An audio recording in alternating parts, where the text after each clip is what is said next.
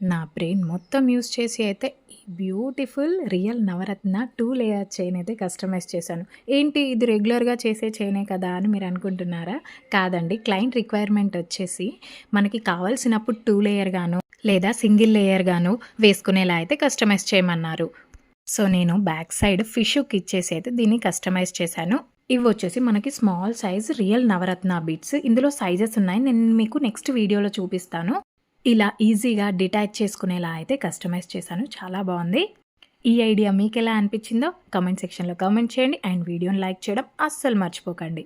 Chain కూడా pure micro ప్లేటెడే use చేశాను. And అలాగే వీటికి ఇయర్ రింగ్స్ కూడా నవరత్న బీడ్స్ యూజ్ చేసి అయితే కస్టమైజ్ చేశాను. ఈ డిజైన్స్ అన్నీ క్లయింటే పంపించి మరీ కస్టమైజ్ చేయించుకున్నారు. చాలా బాగుంది కదా!